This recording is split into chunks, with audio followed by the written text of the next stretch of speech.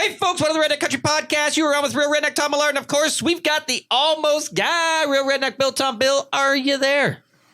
I am here, and it's a beautiful night for a podcast. It is actually a beautiful night for a podcast. I just went for a run not too long before we had this, before we started this recording. So I will concur. That. You had some numbers there that were pretty I had to gloat a little.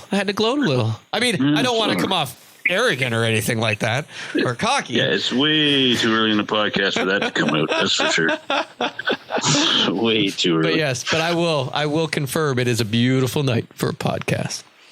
And beside me, as always, is the patriarch of Redneck Country, my father, Real Redneck Don Millard. Dad, is your mic hot? It is hot, and I'm fresh from an invited out supper, and I walked over to wear some off. My nephew, who just moved back from Calgary, cooked a roast and mashed potatoes and a vegetable casserole and invited my wife and I over for supper, and it was fabulous. Now, that is also my cousin, who did not invite me over for said, and he only lives a block away. Didn't have a room. And he doesn't want to disturb the neighbors in an apartment building. I don't think I asked what you did this week yet, but thanks for sharing. That's what I did tonight. And we have a special guest, Bernie. He's here. We're going to get to there in a minute, but Bernie, is your mic hot? Yes, it is. He's there. He's rocking and rolling. All right. Good deal. Appreciate you coming on and joining us in our conversation tonight, Bernie. Yeah, no problem. Yeah. I look forward to it. Oh, I'm looking forward to it. I think it's going to be a good one. So before we get there, though, Bill, what'd you do this week? Well, I tell you what, I'll go a brief little conversation here because it was very late week, didn't get a whole lot done. But I tell you, I woke up yesterday morning first thing, and I took the dog for a walk, and I walk out my front lawn, and I noticed that it tracks, and big tracks, and lots of tracks on my front lawn. Now, Bernie, I live out in the country. I got a quarter-acre property here on just outside of Barrie. But I don't get a whole lot of animals on my front lawn, so it kind of surprised me as to what it was. And I walked down the driveway, and sure enough, at the end of the driveway was a big old cow turd sitting right at the end of the driveway. So I make a left-hand turn out the driveway, and I walk a little bit, and I got fresh corn, not cut, beside me as well. So I got a cornfield beside me, and sure enough, down the ditch, there's the tracks into the corn. Now, a couple months ago, I installed a security system, and now is the perfect time to put that security system to the test. And I packed that up to 1 o'clock in the morning, and I had 3 cows that escaped from the neighbor's farm across the road, run across the street, run right up my lawn, was eating the flowers out of the flower pots in there. My cedar rail fence, I had a cow that was leaning right on that. My snowmobile trailer in my driveway, it was sniffing and smelling in that. So possession is 9/10 of the law. Well, Bill. that's what I said. I mean, they're on my property; they got to be mine, right? So, as far as I'm concerned, that was pretty. Where's the beef? Exactly. That was a pretty interesting thing that happened to me this weekend. It was very unexpected. And I tell you, if I didn't have the cameras outside of the big old cow patty in the middle of the road, I wouldn't have known what was going on at night at my house. But so that's country listen. Well, I tell you, right, it is. And the second time that these cows have got out in a year, and 2 times they've come across my way. And just sitting in the roof of the boat. Did you ride any? Did you take them for 8? No, I would have, but it was 1 o'clock in the morning, and I felt sleep was my better option at that point. So. Candace, hold the head. I'm getting on. Yeah, never a dull moment on the Thom Ranch here. That's for sure. So I like it. Yeah. It's exciting. It was one of them interesting weeks. Getting ready for the deer hunt too. I haven't done much to get out deer hunting, but starting to get stuff ready. But we can talk about that a little bit as to maybe some things that we got ready. But until we get there, I'll get your take on what you did this week. What did You guys had a pretty interesting week, right? Well, we did, but I want to save a little bit of it for another podcast. Because I think we do. We did. We got out hunting, and I got to tell you, I don't want to sound cocky or arrogant or anything. That's twice. Is that twice? I'm making up for lost time on the last couple podcasts. But Yeah, I can't tell you. We got to save it for the next one. I tell you. So I've never ever done this. And I am so thankful that I had 3 witnesses when I did this in the field. We're not going to tell it that. Nope, we're not. I will save it for next week. Maybe we'll forget it. Yeah, that's not going to happen. I tell you what, my brother-in-law had already texted my wife when we got home, and I said, "You won't believe what I did." And she's like, "Connor already told me, and he already told me that we're never going to hear the end of it." Okay, enough. Well, at least you're prepared. At least you're prepared. Yeah. So, I was pretty, I tell you what, never happened before in my life. I'm not sure it could ever happen again. I'm not sure it's ever happened to anybody else. But you got to wait for next podcast to hear about it. Yeah, I'm on the edge of my seat, and I can't wait to hear the story. I tell you, it was awesome. You can't see the smile right now because video killed the radio star, and we're audio only. But it's there, and I'm pretty sure you can't kick that off with a golf shoe. Well, we'll wait till the next podcast and we'll see what you got up your sleeve there. So aside from that, we haven't done a whole lot of the outdoor stuff because we just finished building Dad's big old blind and getting that. Now, Dad, you went and got some supplements or something for the deer. What did you go buy? I don't know. It's Black Magic. Black Magic. He's told him to get some Khmer deer because that's worked for me in the past. But because we've been traipsing in and out of there and building this freaking stand, I'm like, the deer was still there because when we were going in the last time, in the wheelbarrow tracks was deer tracks. So I'm like, they're still here. Now, I'm not saying it's going to be like giant bucks are here, but there's definitely deer still hanging here. There's a couple bucks there. But we could have put them out is what I'm saying. So I said to make them comfy, to make sure they hang around, to bring them back, let's do everything we can. And I'm not certain that it's going to still work because we're in there cutting and drilling and screwing things together and like insanity for a couple days straight. But it'll be left alone for 2 weeks. And so I said, you want to go get something. Let's get it out there. Let's just whatever to draw them in. You draw a hot dough in, the bucks will come. You're getting a bucket full. But I use that Black Magic stuff. What do you use? Is it the powder or the liquid? Powder. Powder? Yeah. I've tried both. The liquid I had great success with last year. I'll tell you, the one time I used Khmer deer was the best year ever. I think I shot 4 deer out of my stand on opening morning of our rifle hunt. And the 5th deer came in. I've told this story before, but I'll tell it pretty quick. But the 5th deer came in and I was on the radio going, I've already used 4 tags. There's 6 of us hunting. So I'm on the radio going, can I use another tag? Or maybe there's only 5 of us hunting. It would have been the last tag. And nobody's answering. I got a 9-point buck standing at 60 yards rubbing a tree. Can I use another tag? And nobody. And hey, folks, we're not sponsored by Khmer deer. I'm just saying I used it. I could get to the stand without going through the woods or anything. I could park on the road, walk right across this bean field, right to my stand. Beans were already off. Put the Khmer deer down and get out of Dodge. And so what was the ticket that morning? First light. It was before shooting hours. I had a doe come right up out of the ravine under my stand, walk right over and start digging where I had put the Khmer deer. I put it out there for 4 days in a row leading up to the hunt and right where the Khmer deer was. And I cocked the hammer, lined up on her just as it got legal shooting time. I was about to pull the trigger because in our controlled hunt, like it's Dad, it's meat hunting. If it's brown, it's down. I was about to pull the trigger when I heard bark, bark, bark, and I've never heard bucks this vocal. Bark, bark, and a buck came right up out of the ravine, right under my tree stand, right on her tail. So I quickly, instead of putting it on her shoulder, I put it on his at 10 yards, pulled the trigger, down he went.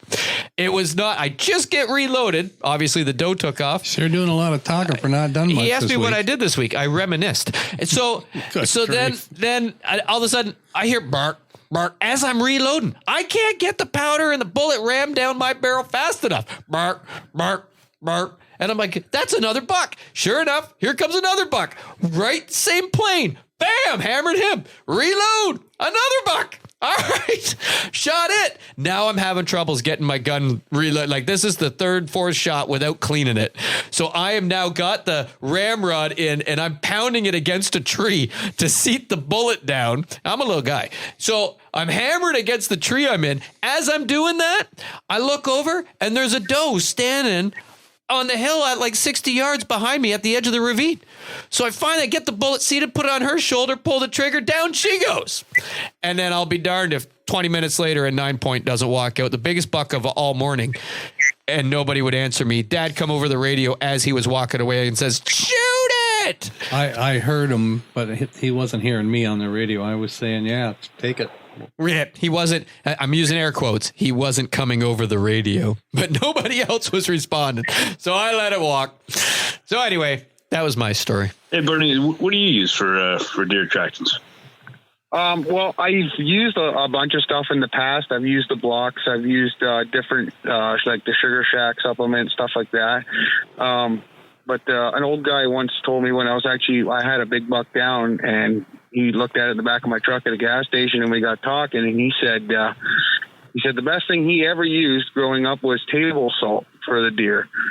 And he told me to go to a local feed store. So for us, it's TSC, and buy a 50-pound bag of just ground table salt, and I would dig a trench about 4 inches deep, 8 feet long, and I would just spread it through that trench and let the rain do its thing. And typically, if didn't pre-mix it with water before you laid it down, you just laid it as the bag. Yeah, I just laid it right in the ground. And well, I hunt a lot. Like I hunt a lot of wet bottom areas. So even when I'm digging my trench, water's coming out through the ground. You know what I mean? Yeah. Just typically where I am, the big bucks, they live in the swamp. And you where put I'm hunting. So that, like it's salt? Yeah, like regular ground table salt, like edible salt for humans. That's all you'd put down, and that brings them in, eh?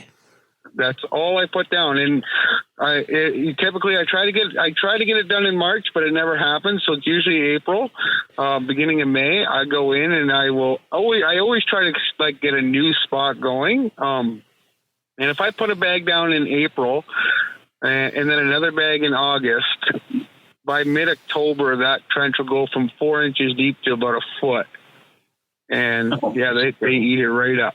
Yeah. No kidding. You know, it's funny you say that because I think I told the story, and maybe I didn't because I wanted to keep it top secret. But my dad has the water softener system in his house, and for a while there, he was getting crystallized chunks in the bottom, you know, just for that last inch, and he would take that out of the bottom of the water softener and put it on a stump, and within days they're on it, and within a week that stump is gone, and then within like in a month now you got a little hole where that water has dissolved that, and it's just it was phenomenal. But table salt is a new twist on it, and I might try that. No kidding. Yeah, no, like everyone likes something different, but I found it has worked really well for me. Yeah. And it's relatively cheap. So you taking the black magic back, Dad? I don't know. Maybe.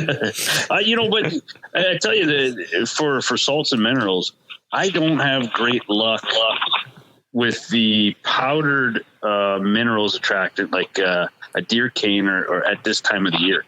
I typically would start that in like August, and this time of year would be more like Wild Game Innovations, which I'm not sponsored by, but I'll put that out there. Apple Crush Mix, which would be more of a get them here right now as opposed to keep them there, you know, coming back and in the antler growth and that kind of stuff. I'd use a trailer full of apples even.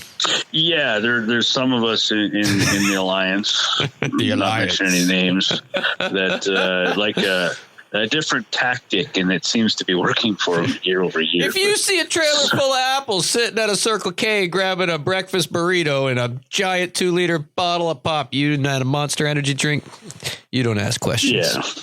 That would be my brother. Don't ask questions. I find that apples actually attract the coyotes a lot. Do they? Yeah. Yeah. I've seen that numerous times. The guys I haven't actually done it personally, but I've seen trail camera photos of friends, and the coyotes at night, they just love them apples. Yeah. No. It's good to know too. We put a bunch of apples out with my dad and the guys out at the camp, and it's just raccoons. This year they're raccoons and it's not. But, you know, I have a different philosophy when I put the apples out, though. My brother, he'll put like a massive, like Todd said, a trailer load full of apples. It's literally a trailer load. Yeah. And I think there's two reasons why that works. It keeps them around. and he'll do that in the Thanksgiving time frame, but he'll keep those around, and then when the apples are gone, the juices from those apples, I think, have leached enough into the ground that now becomes the same thing as a mineral lick would be, where they're licking and digging and pawing around the ground there. But I can see that. Yeah. During the deer hunt week itself, though, I will not put up more apples than a deer can eat in like a one sit, if that makes any sense. Because if I put enough apples, I develop a pattern in my mind where that deer is now eating apples when I'm not there. There's enough there that he can come back at night, have his feed, and then the apples are all gone through the night. And now I've trained him to come back when I'm not there. So look at you. See, and I've never really, that's the only time I've ever used anything like that, was that one time. And believe it or not, I've never done it since. And I don't know why. I think the only reason I did it that year was because that field is normally, it's corn or it's something I can't easily walk, and it was already picked that year. And so I could just get right across it, right to my stand in that little pinch point. And I mean, it was a long walk across the field, but it was a walk across the field. It was a piece of cake. And I didn't disturb nothing. I didn't have to come around by dad's stand. I didn't have to come around by my brother-in-law's stand. I could go straight to it. And so it wasn't typical. And I just thought, hey, I'm going to do this. And I've never done it since. Yeah. So Bernie, are you hunting out of you said it's wet, so you got to be off the ground obviously when you're hunting, eh?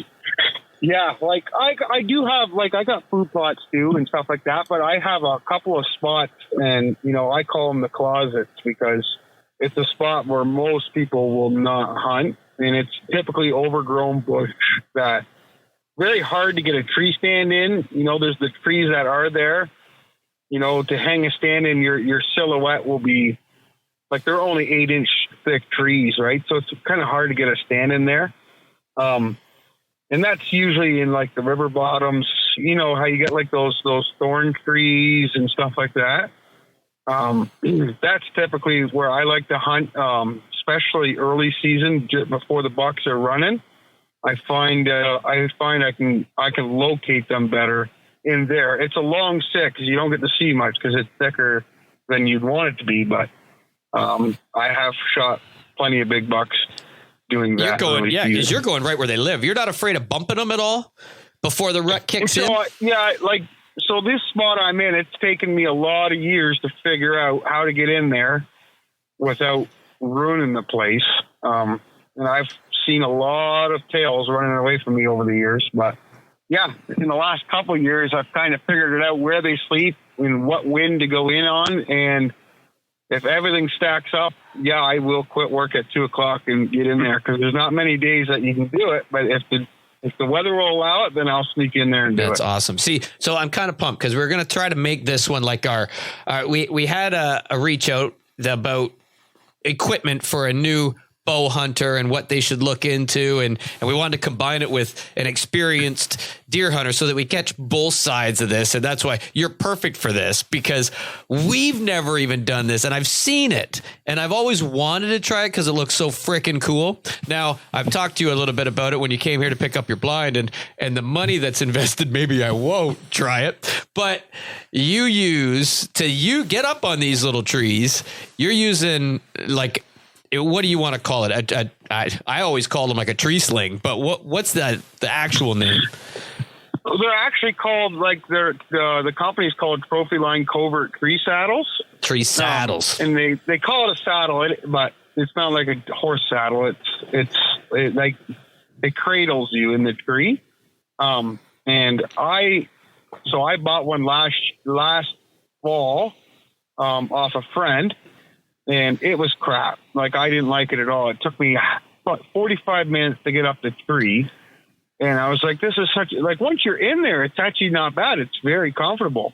You can shoot a compound out of it, no problem. But it was the time, and I found I was breaking a sweat getting up into the tree, because you had to attach all these foot pegs as you go up. And they're all tied by a special knot. And I just looked at the system. And I'm like, how can I improve this? So I have a friend that was an arborist, retired. So I bought his tree spurs off of him in his climbing belt. And now if I'm going to do it, I put the tree spurs on and the climbing belt, and I'll shimmy up that tree. I can shimmy up 20 feet in about 15 seconds. Come on. Yeah. No steps. No steps, no nothing. He had me at Spurs, Bill. I still got my PBR ones. I'm going to do it. Yeah. It's not actually as scary as you think. It's because once you get the linesman belt around the tree, you feel pretty secure. Yeah, it's not the fall. It's the sudden stop at the end that worries me. Yep, 100%. Where you might be going, Bill, there is no stop. I don't think. You just keep on trucking. Just keep on going. Just keep on going. So you have arborist gear, which makes this thing a lot more livable. So in a typical tree saddle, you've got to have these foot pegs that just kind of pressure fit against it based on the knot. Like they're all connected by like material that you're tying, strap that you're tying, and then you got to position them, put your feet on them, go up another rung, tie them right, position them, go up another rung, tie them. So I can see that's a pain in the butt. It's almost, it's way worse than just even a climber tree stand. And I'm sweating by the time I get up in a climber. So, So with this, you went and got the arborist gear. So you've got boots with spikes, I'm going to call them spikes. When we say spurs, they're really for hanging on, not climbing things. So you with like spikes on them so that your boots are digging in the tree, and then you have a harness on that just straps around the tree, and then you just go up it. Yeah, it's just a belt harness. And then there's like the actual tree saddle itself has its own harness. So you put the linesman belt over top of it. So once you're up there, like once you're into your desired height or whatever, wherever you feel comfortable, I always try to get up a tree where I can get my safety tether line onto another branch, right? Like a Y in the tree. Mm. That way, heaven forbid anything did, malfunction, I'm not sliding down the tree, right? So, but you can do it both ways, but I like to have an actual branch that'll stop me if something went wrong, right? I don't understand how your legs aren't falling asleep after 15 minutes in this thing. Okay, so once you're up the tree, right, and you go up, say you go up 15, 20 feet, and you're in the tree, you dig your spurs in for the final time into the tree, and then you attach your tree sling to the actual saddle, that like the trophy line saddle. You attach it to there. Which is like a tree harness, like it's a harness on your body, right? Yeah, it's a harness on your body, except for it's designed to lazy boy you. So the back straps are, they're very big, and the ones that come under your butt, they like a typical harness will cinch you and pretty much castrate you if you hung in one. But these ones are kind of designed to, like they go around your thigh and around your groin. And once you're in the tree, once you're tied off, you basically take your spurs right out of the tree and you dangle in the tree. See, I'll do it. If Saks starts making one of these, I'm in. Yeah, there you go. Yeah. But you could actually hunt without a joke. You could hunt 8 hours in these tree saddles, comfy and very, very comfy. It's like a giant. Comfy. So it's like a giant tree swing, but it's like a kid swing at the park because it's like cradle and everything, and you're just kind of exactly. Right on. Yep. And you're 360, right? You can spin around the tree 360. So if a buck's coming in behind you, you can literally spin around the tree. That's awesome. To get to be looking at them. What are the problems, Bill? What's your 3 problems? If I got to pee, how am I going to pee? Oh, good question. 8 hours is a long time. Problem number 1. Okay, I'm with you. Problem 1. How are you peeing? Yeah, you're going to need a catheter. Yeah. All right. You can use your teacup. Next. Yeah. Yeah. No, don't drink a lot of fluids before you go. Yeah. How do you get you're tied in from a safety perspective, because if I'm up in my climbing tree stand, first thing I'm going to do is I'm going to put my safety harness around the tree. So if heaven forbid, that seat falls out or the base falls out, now I'm hooked in. So with the saddle system itself, is it essentially, if you lose your feet or lose your seat or whatever, and you slip, that safety harness is an integral part of that? Yeah. So you're not going to flip backwards like, No. It'd be very hard to flip backwards because the safety line itself comes from basically right where your belly button is. Yeah. And it goes straight up to the tree past your face. I understand. But it does, okay. So, and like, it's kind of hard to explain unless I showed you, but if you're sitting in the tree, a lot of guys, what they'll do is they'll rest their knees or whatever against the tree, and that'll keep the tether about 1.5 feet away from your face, so you're not talking to a strap all night. Yeah. And so what would happen if, say, you slipped or whatever, you would go sideways and just rub up against the tree. I got it. So there's actually, you could flip out backwards in it, but you'd have to try to do that. You know what I mean? No. I could mess up a hunt enough on my own as the almost guy. I don't need to try to mess up a hunt. Yeah. No, it's actually a very safe way of hunting. It's just, you can't be afraid of heights, and you can't, because, there's nothing below you, right? No. So it's a bit of a confidence thing. Like when I first tried it, my friend Dave had it. He bought the first one, and we went out in his backyard and tried it. And I'll be honest with you, I laughed at him up and down. I'm like, you're an idiot. Like, this is stupid. And you know what? Once you get used to it, it's a game changer, really. Yeah. So, well, I guess the third problem I was just contemplating in my head is your gear. I guess you'd have to bring yourself some hooks and screws and stuff to put in the tree, to put your pack on, your bow hanger if you're going to do something like that. And you'd have to think about it a little bit differently than you would if you were hunting out of a. Yeah, it's not like hunting out of a tree stand. So what I would typically do is my two front pockets, like where your cell phone would typically go. One side's got my phone, the other side's got two small tree pegs, one for my backpack, one for my bow. And I, like a lot of guys will hunt compound out of them. I do not. I hunt with a Raven crossbow in it. So what you do is when you're up in the tree, before you go up, you connect your pull-up line to your bag and your bow. And then once you're in the tree and you figure out exactly where you want to sit, you pull up your bag and your bow at the same time. Once you have your little screws screwed in the tree, and then they'll sit right in front of you. So if a deer comes by, you're not reaching sideways, you're not reaching behind you. The bow will be literally right in front of you on the tree. You just pick it up. This sounds kind of interesting, to be honest with you. Yeah. Yeah, it is. You gonna try it, Bill? You can go on YouTube. You can go on YouTube, and they'll give you tutorials on it. It is actually pretty cool. Like, they do it with a compound bow, their tutorials, and they'll sling right around the tree 360 and full draw their bow, and nothing gets in their way. Like, you'll be right out sideways from the tree. Your feet will be fully extended off the edge of the tree, and you'll almost be horizontal, pulling your bow back and slinging an arrow. Like, it's quite the system. I've seen them. I've seen them for years, and I thought, I want to try that. I really do. But I think you're right. I think the arborist boots, that's the way to go. That would make life easy.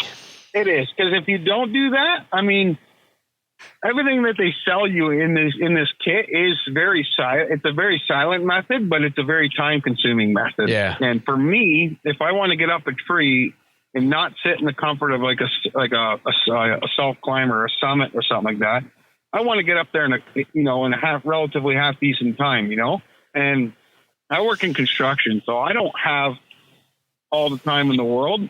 So when I do get a chance to hunt, I don't want to be, I don't want to take 45 minutes to get in my stand. You know what I mean? Yeah. Yeah, I hear you. Yeah, you want to get up there, and I think it's intriguing to me because I hunt a lot of county bush, right? And for me, I can't put a stand up. I'm walking a great distance to get away from where people typically would, walk their dogs and take their ATVs and bikes and stuff like that. So I'm back in the bush. So packing a hang-on stand with a 3-step ladder, tie-on thing, it gets heavy, right? When you're walking in the snow and stuff. And I don't bring an ATV back there or a golf cart or nothing like that. So, lightweight is the name of the game. And if something like this is safe, well, why not? Might be something to try out for next year. I think it's just kind of cool. It is 100% safe. I will say that. You're not coming out of it. See, I'm gonna look into it, Bill. Might be next year's project. I think so. This is going to be a summertime, figure it out, and then we'll practice a little bit. Yeah, on the other monitor here, we're watching videos. The key is to practice at home. That's definitely the key. Yeah. Dad and I are watching videos here while you guys talk on the other monitor in the studio here. I've got a hydro pole up front. I'm sure they'd be okay with me scaling that one, wouldn't they? Yeah, I'd be okay with it. Just make sure Candace records it. Yeah. For insurance purposes. That's all. This is what my husband did to collect on insurance. I got it. Oh, that's awesome. Don't touch the wires. That's it. Don't tell him that. You take all the fun out of it. Okay. So the other kicker with Bernie, the other thing that got me was because we've deer hunted forever. Like, Dad, you've deer hunted for, I don't even know, 50 plus years, right? 57 years, 50 whatever it is. Yeah. But when we got talking, when you were picking up your blind, I've done a little mini food plot in the middle of a woods where it was a clearing. And I said to the farmer, you care if I do? Oh, go ahead. Blah, blah, blah. Great. So we went in and we put our little biologics food plot in. And Scotty, my buddy, Real Redneck Scotty, he shot a buck over it. And so it worked, but it was such a pain in the butt and a lot of work to do in the middle of the woods. And I mean, it's not like we had the 4-wheeler and we could disc it and then plant it. And like, we're in there with rakes.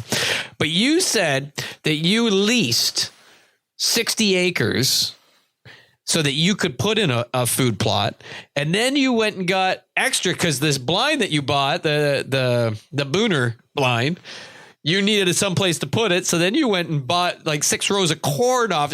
So how do you find that is successful? Have you done it a long time, or is this the first year you've done it?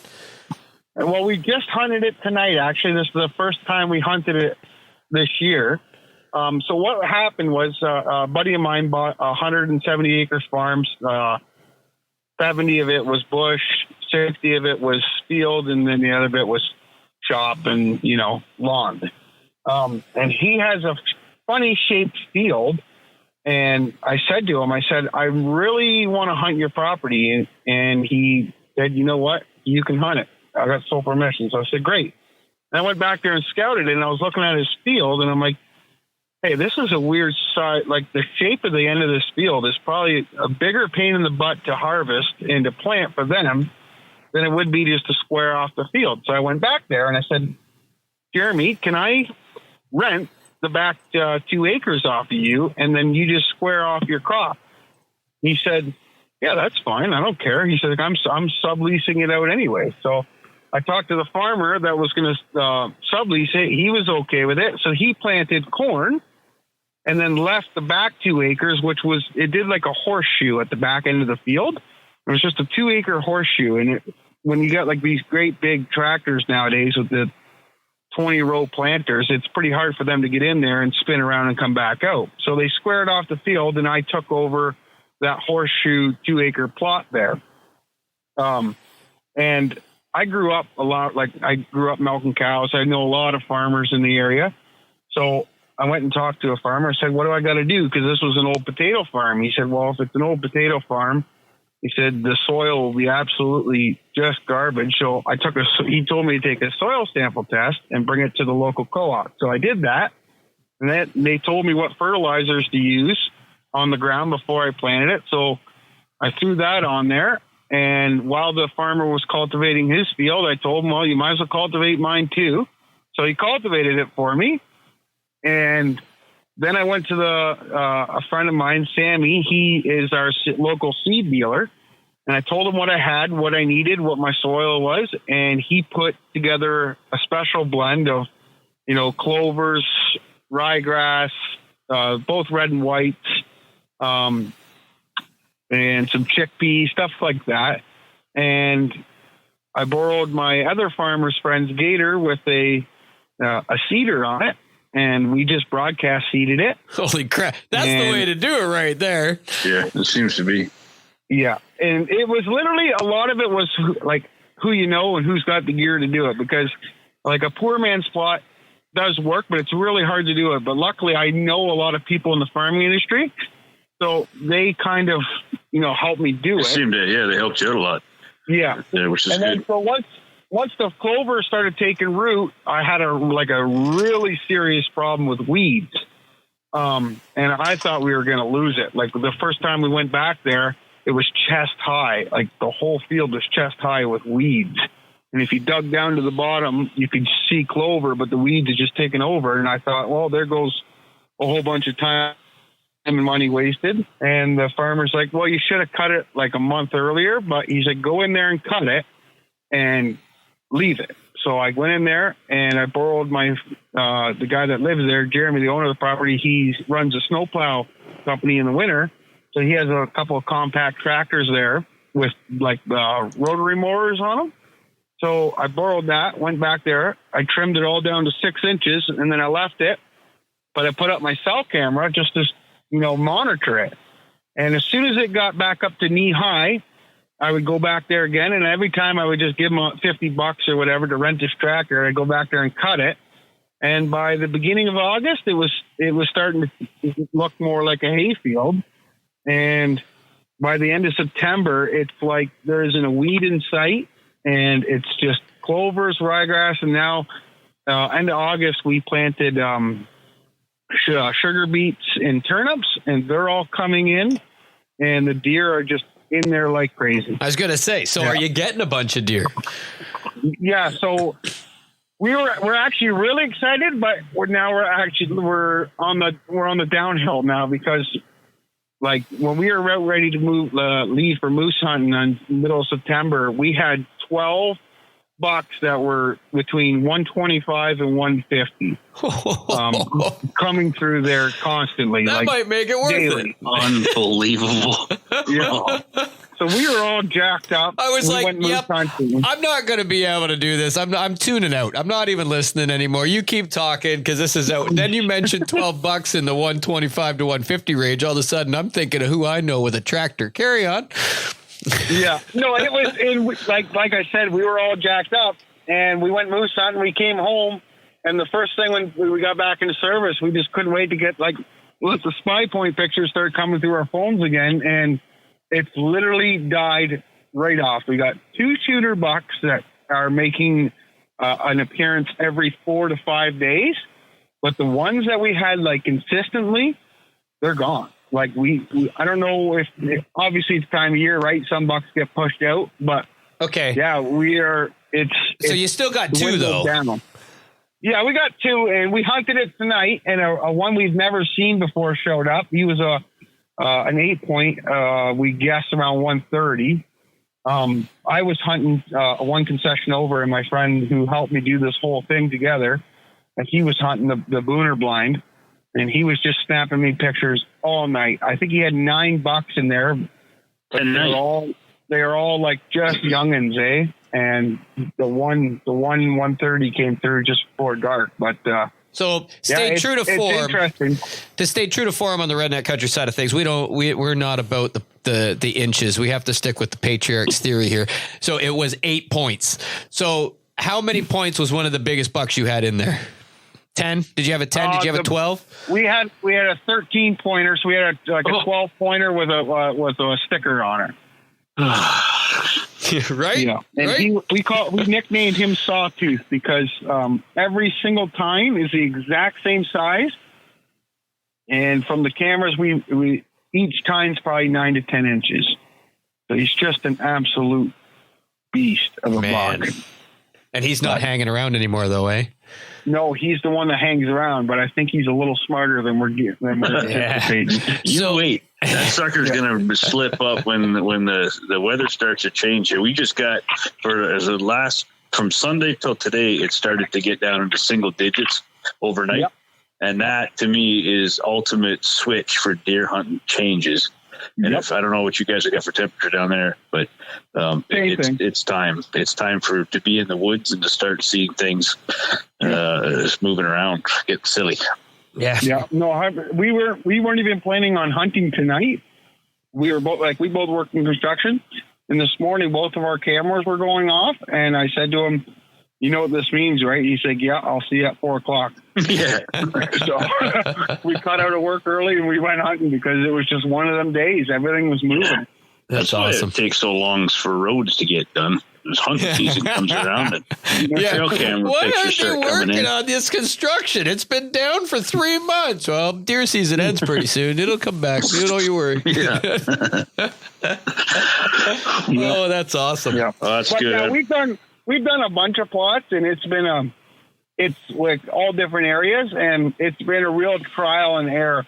I will be honest, this is the first plot we've had that's actually produced something. I was going to say, we've done a lot of. I watch the monster buck videos. I watch all these. They get like 15, 20, 30 deer in there every night. And they're like, oh, look at all the deer coming into the food plot. So I put down a food plot and like, yeah, I think Scotty shot that buck. He was walking by anyway. I'm not sure that he was even going to our food plot. And I'm like, yeah, that's a waste of time. But what you're telling me now is it takes the work. You got to put the work and have an actual a decent food plot for this to play out. Yeah, you know what? And the way I listened to your process, not to cut you out, Bernie, sorry about that, but the way I listened to your process there was exactly what I hear, and every bit of that is work, and that's cool. I mean, I absolutely love the process, but if you miss your soil sample testing at your local co-op, you don't know what your pH level is in your soil, therefore you don't know what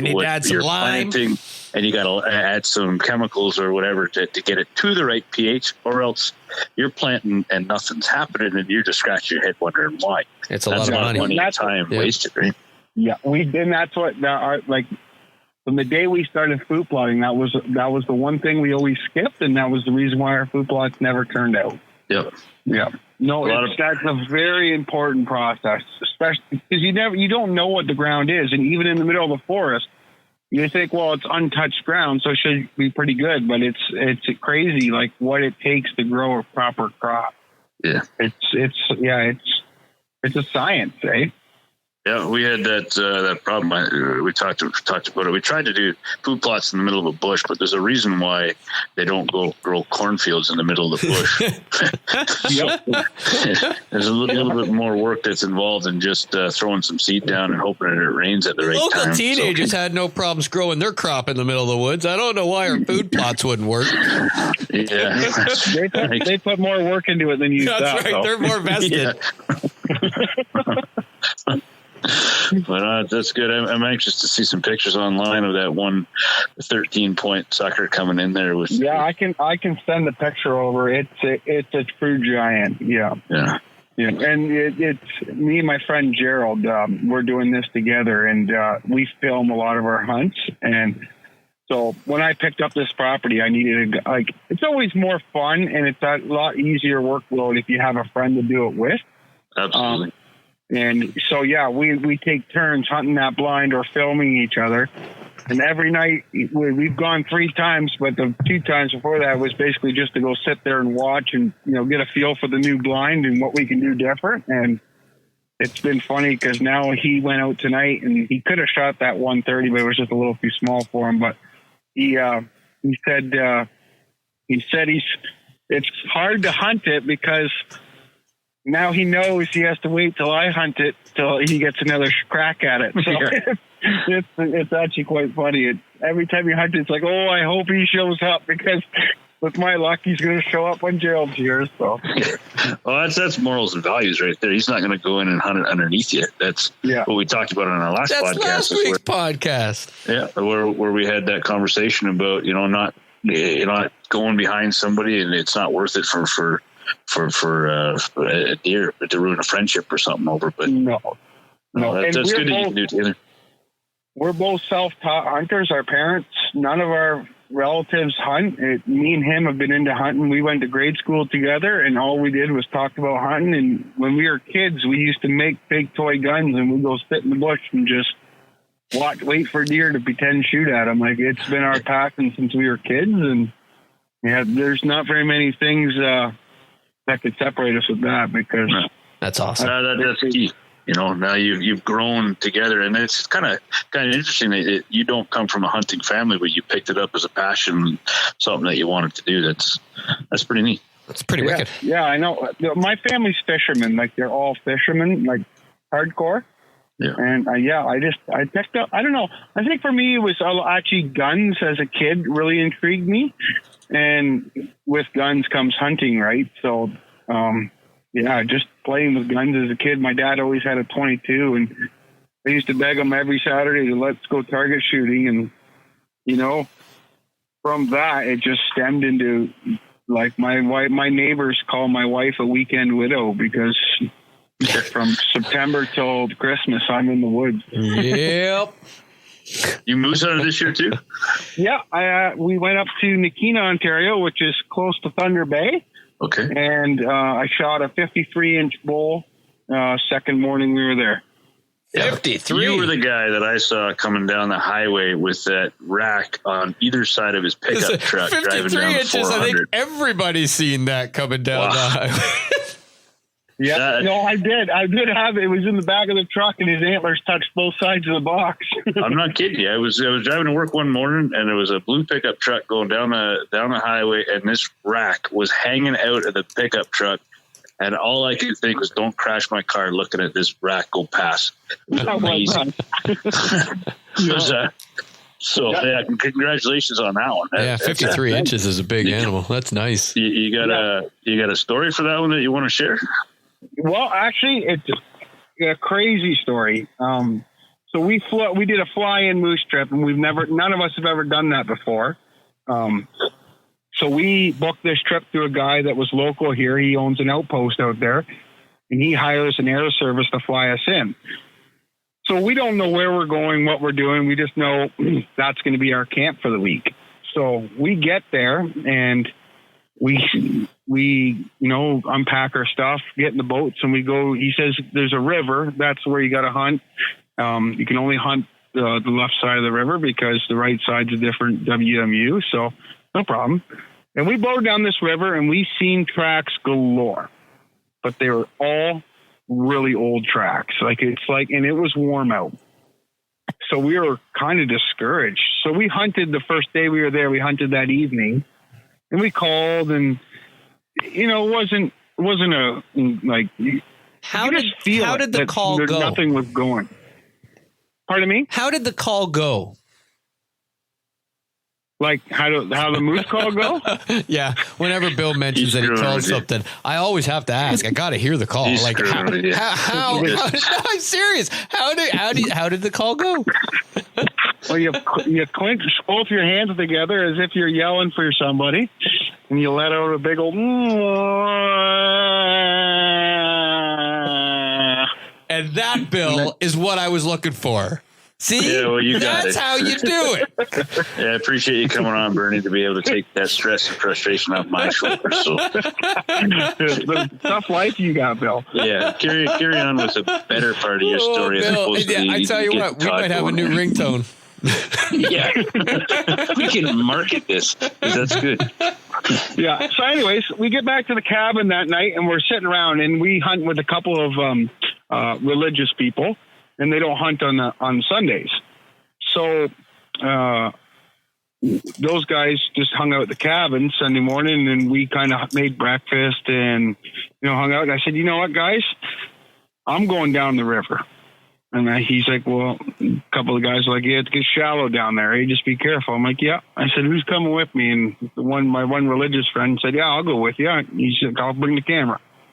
So he brought the camera. We just loaded up the boat, and down the river we went 15 kilometers, and it was very shallow. And it took us 3 hours to get down there 15 kilometers till and we went down some chutes and some rapids and stuff. And then we got to 4 or 5 inches of water. We couldn't go no further. What do you just a little tinny with a 20 horse motor on the back? Or what do you? It was a 14 footer with a 9.9 on it. So Nothing crazy. And so we just threw it up on shore, and we walked another 5K. And the only reason why we did that is because the guys before us said, if you can get down to the meadows, you might find a moose there. And so we're just walking, trying to find this meadows they're talking about. So after walking 5K, we came around the last bend. I like that. Seemed like a lifetime of bends. You might find one if you get to the meadows. You might.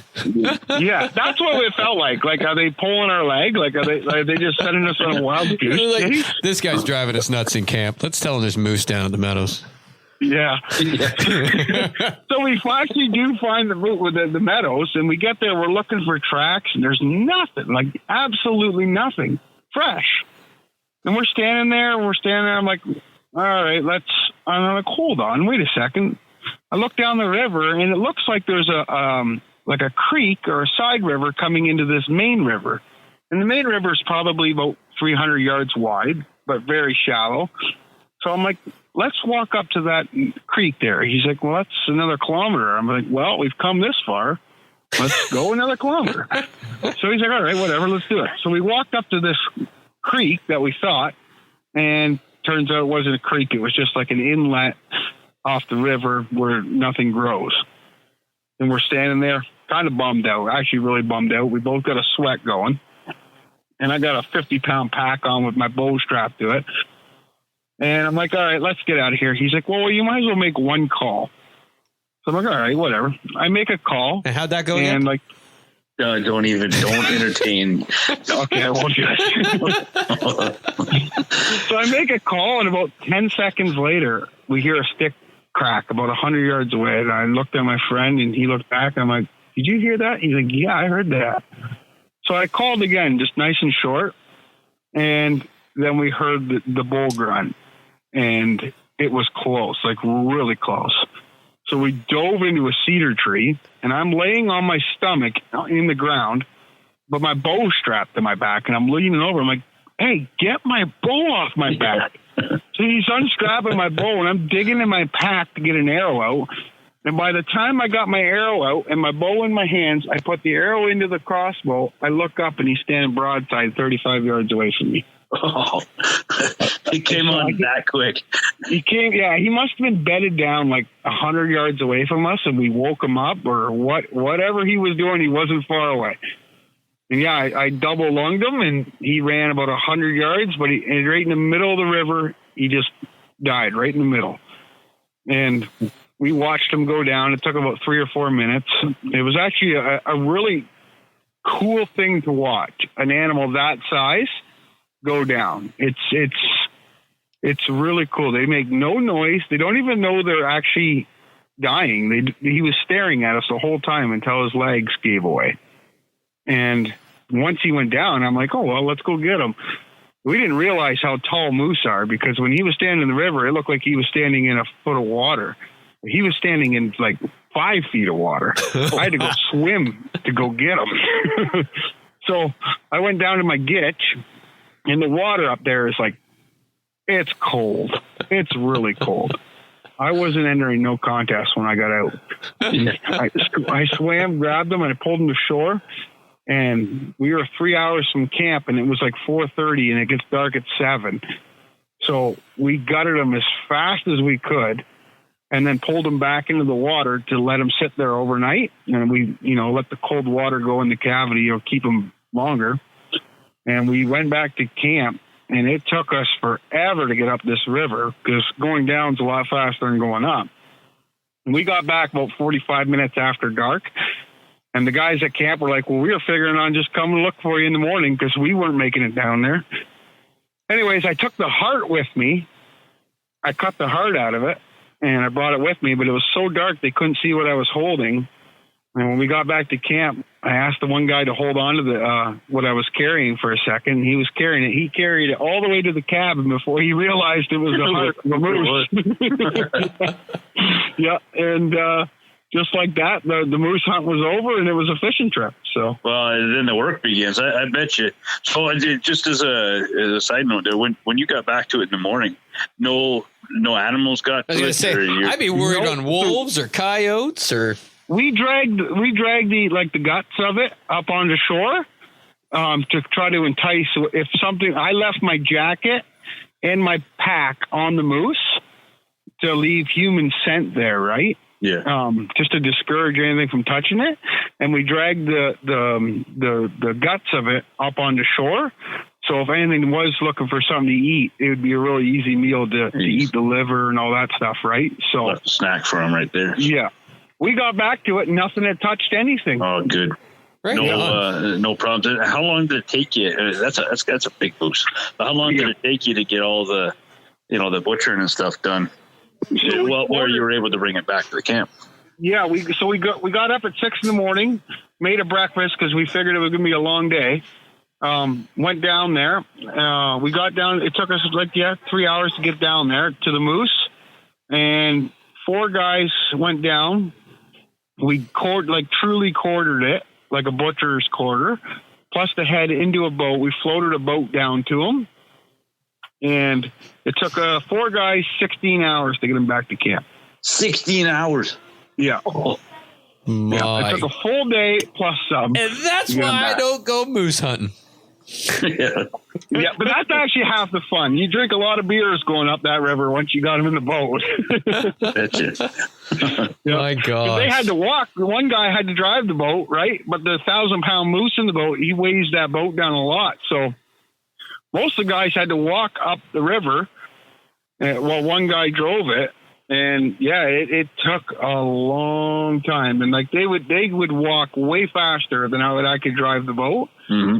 And I'd get around one bend and they'd all be sitting on a rock drinking the Coors Original while I putt up the river. Yeah, just waiting to make sure I'd get up the river. Right on. That's way good. But it was true. What's that? What did you get for meat? How many? So we got roughly, I would say, around 700 pounds of meat off of him. 700 pounds. That's why you go moose hunting, Todd. Yeah. Yeah. Good answer. And that's the best. You won't eat a better burger than a moose burger. I've heard that. Yeah. Yeah. No, they are truly a delicious meal. I haven't had a whole lot of moose in my time, but what I have had is fantastic. Yeah. So the last time I had it was my mother-in-law's birthday, and we were down at having a campfire last year at their property outside, and my father-in-law had marinated cut it up into little cubes, and then just put it in a big Tupperware dish and marinade, and then he brought it down to the fire, and we put it on the hot dog and sticks and just cooked it over the fire like that, little chunks. Mm-hmm. And it was awesome. Yep. Yeah, we tried to keep everything off this moose. We've gone 5 years in a row now, and we've got 5 moose opening morning. Like, we've gotten the best luck when it comes to moose hunting. And most places we just take it out in 6 quarters instead of the true 4s. But this year we kind of wanted like a true T-bone steak, and a whole bunch of other things like that you don't normally get if you quarter them like the wild game way. So it took a lot more effort to get them back that way, but I don't know. I would really love to have a true bone-in steak from a moose, Right on. So, but the back straps are like 50 pounds. Like, that's how big they are. Makes it all worthwhile right there. That's for sure. Yeah. Right on. Yeah. No, congratulations on that. That's a big moose. Yeah, absolutely. Congratulations. Yeah, that was my first moose, actually. So it was quite special. That's an awesome story for your first moose. That's an awesome story. Absolutely. I love it. See, that's what podcast's all about. Thanks for sharing that. So we have one of our avid listeners that is forever. She made us the signs and everything, and she had messaged us and said, okay, her husband, her and her son, they're looking at, she wants to deer hunt. She wants to get out shooting hardcore. And I know her son's going to be right there and her husband's going to be right there because they've been doing it with fishing and they got kayaks and the whole 9 yards. And so she's saying, and I think I know what Bill and Dad's answer is going to be when I say this, but she said, hey, can you guys cover, if I don't have a gun license yet, but if I want to get out in the stand and go deer hunting, what do you suggest? Or if I at least want to start to look at, if I want to get a bow, what would you suggest? And so I'm going to say for a female. Yeah. So for her, and then I imagine her husband's going to want to too, Andrew and her son, Braden. But I'm going to say to Dad first, because I'm going to float this. I think I know what he's going to say. So I say, okay, Dad, somebody like that wants to get a bow, doesn't have a gun license. What are you going to say? Well, I'm going to say a crossbow, but that's mostly because of my age. Well, she's also a woman, so that's I could go with that. I wouldn't say hang that. on, I agree. You're going to get smashed, I'm telling you. I'm done. Okay, I'll let you go with that one because you live closer to said individual. So, so you say a crossbow. Now, I would say, because she's not going to hunt right away, right? And so for me, okay, a crossbow, that's going to get you in the woods. That's going to get you hunting. Yeah. So really, I think it comes down to what are you looking to do it. So if you want to get out and you want to get hunting right away, absolutely a crossbow. It's not going to take a whole lot to get dialed in. You're going to do it in the archery shop when you buy it. You can then take it back out and you can blast a couple arrows and it's still on and you're good. Am I right, Dad? Like how often do you shoot your crossbow? And it's a lot easier to handle than holding that bow back and all the technical things and putting the pin where you're supposed to. And I get it. You got a scope on it. So that's going to get you in the woods. On the flip side, if you want a hobby, if you want a bigger lifestyle, so that'll put you in the woods and make you a hunter. But the question was not about wanting a hobby. The question was, what do you do to get into the woods as a hunter? Well, I don't know if I worded it that way, but okay. So I'm gonna make it a two-parter and say absolutely a crossbow will put you there. And Wendy, you're a woman, absolutely. Andrew, I'm gonna work with you here so that I don't make fun of you. But there's a myriad of bows. So then I was thinking, okay, if you've got lots of time, because I don't know if they have their hunting license yet, so they're probably not gonna get hunting this year. So they've got all the time in the world to build this lifestyle, and it's now become a family thing where they can go out and shoot bows. They can go out and shoot bows if they actually bought a compound bow. And so therefore, what would you recommend as a new compound bow? Well, that's something that you like to get into compound hunting, and I've done it a lot. It's not compound shooting and compound hunting is all fall into the same thing. It's not a hobby, it's a lifestyle. Because that's right.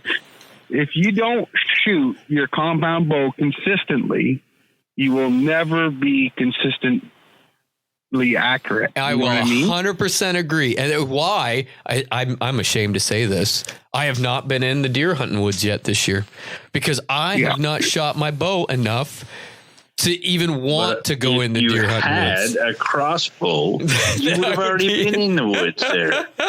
Okay, so, right. I mean, from you didn't even shoot this question my way because you know where I'm going to go with this. I said Bill and Dad, and then I just kind of migrated over to Dad. But for me, I think I know their personality somewhat, right? So the kayak and the fishing, and I think they want to get into the lifestyle. They want to do it all summer long. And for me, that's what, when I bought my bow, I could have bought a crossbow, but I bought my bow because I thought, man, I could go all summer. I can shoot 3D. I can get a block. When I'm at my in-laws, I can go down and I can just shoot out because they're out in the middle of nowhere. It's something I can do. I can go out on my lunch because I worked remotely. I could go out and shoot anytime I wanted. And I did. And I got really proficient. And it was awesome. And if I had a crossbow, that would have been lost. And so, to answer your question, Wendy, to be honest, I knew back then when I bought it, I thought, okay, I want something versatile. I want something I can be able to sell if I upgrade, yada, yada, yada. And so I knew that Diamond was made by Bowtech. Again, not sponsored by anybody, but Diamond was made by Bowtech, and they made this Infinite Edge. This thing went from 13-inch draw length to like 32-inch draw length. It covered the gambit. So not only you could get it and shoot it, then you could pass it down to your son, because it can go that small. And I looked at it, but then I thought, you know what? You're going to go in and then you don't know the poundage you can. So it's adjustable in poundage from, I don't even know what it goes from. It's insane. And then and it's still around. They still make it today. So obviously it meets a market. But then I got thinking, but if you go in, because that's what I was going to buy when I first, but then I went into the archery shop and Michael Waddell shot a Hoyt, and I had watched TV forever, and I had to have a Hoyt because of that. I can admit it.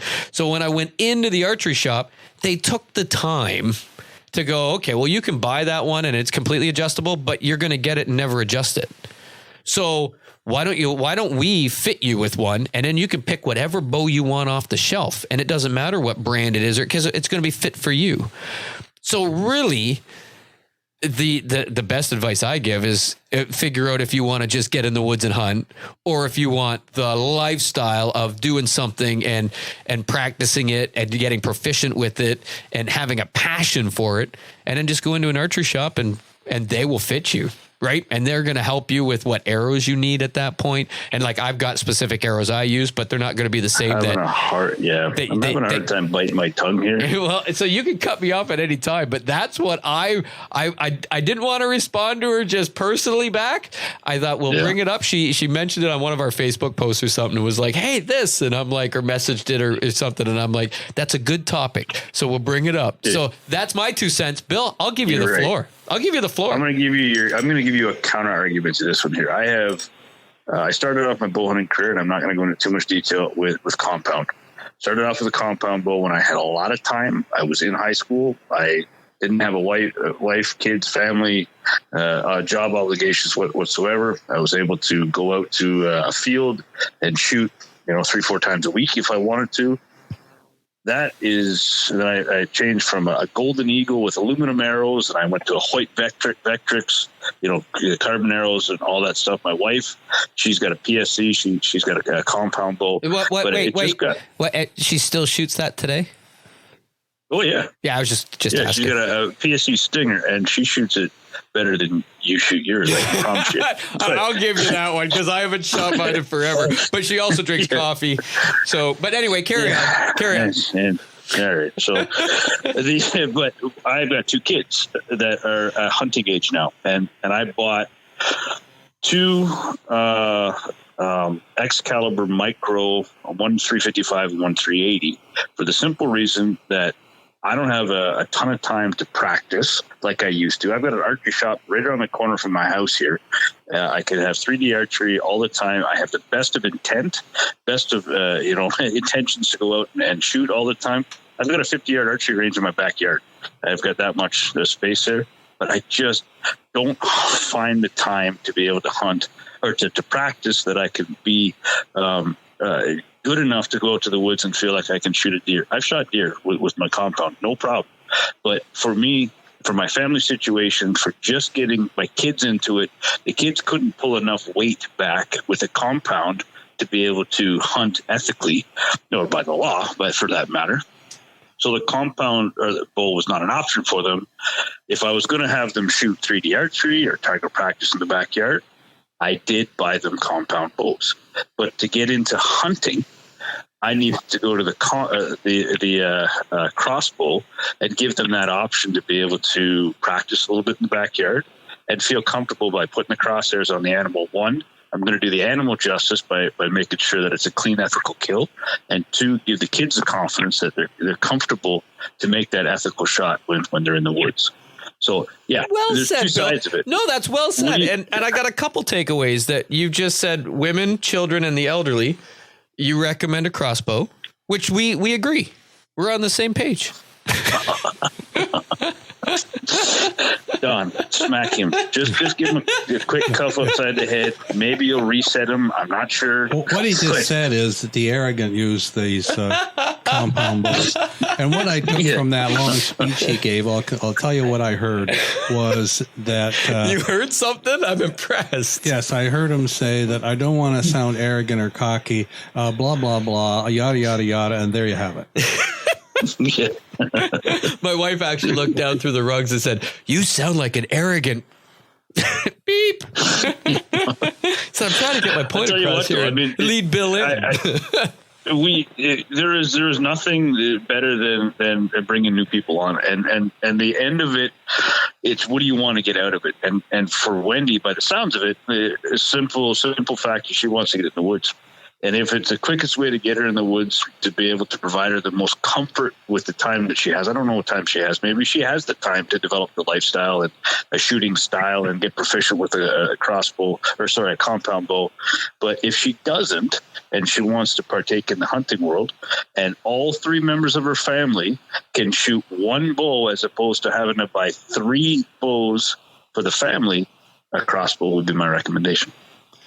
Exactly. And I've shot Todd's crossbow, or not crossbow, a compound bow. And for me, it was not the confidence that I was going to bring home anything ever, because I was shooting only at targets.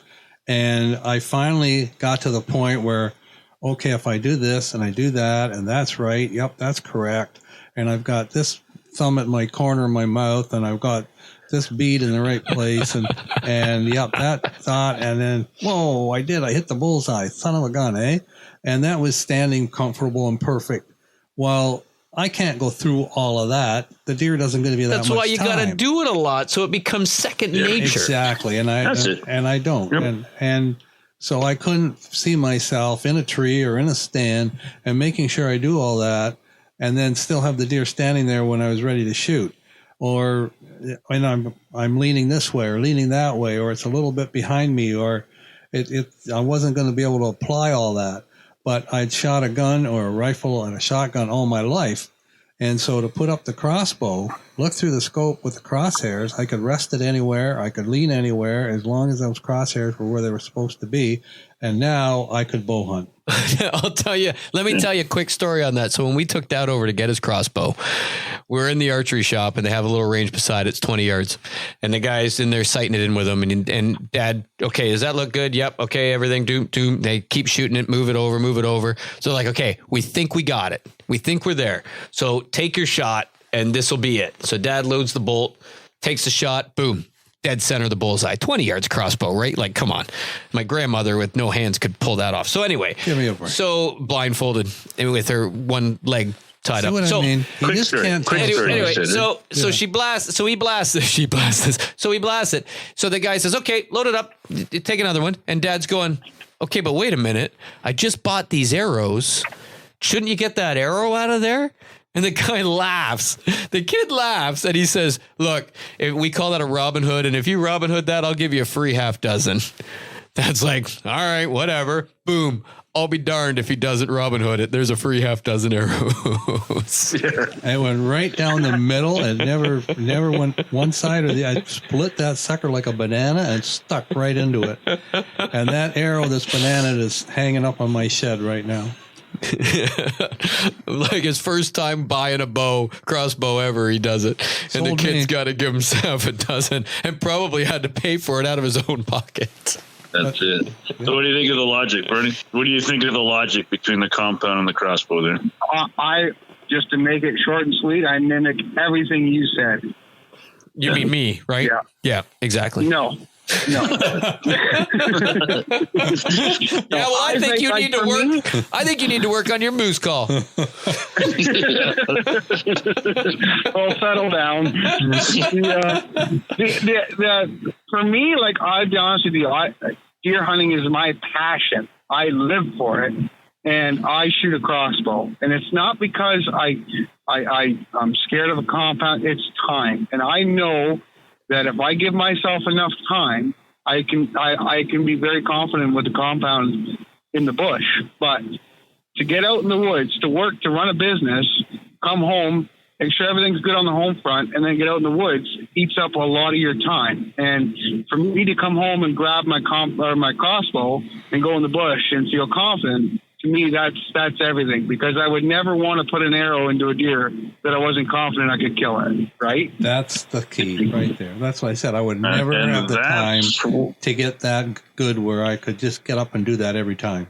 90% of the time, I wouldn't even be taking the shot, so why bother? Which is why I haven't gone hunting this year. That's the sole reason right there, Bernie, why you're welcome back on our podcast anytime.